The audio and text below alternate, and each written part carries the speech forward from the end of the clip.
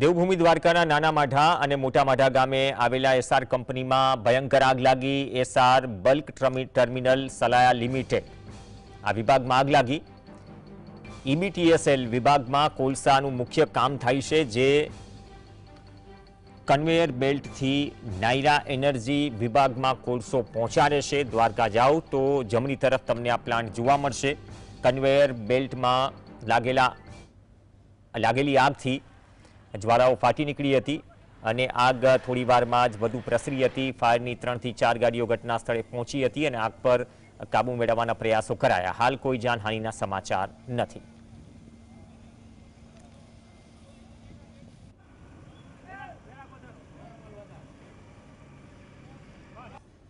તો આગ જે રીતે વિસ્તરી, રોડથી બહુ દૂર નથી આ જગ્યા, જે નાના માઢા અને મોટા માઢા ગામમાં જે એસઆર કંપની આવેલી છે અને બલ્ક ટર્મિનલ સલાયા લિમિટેડનો એક વિભાગ છે, તેમાં આગ લાગી। મુખ્ય કામ અહીં કોલસાનું થાય છે।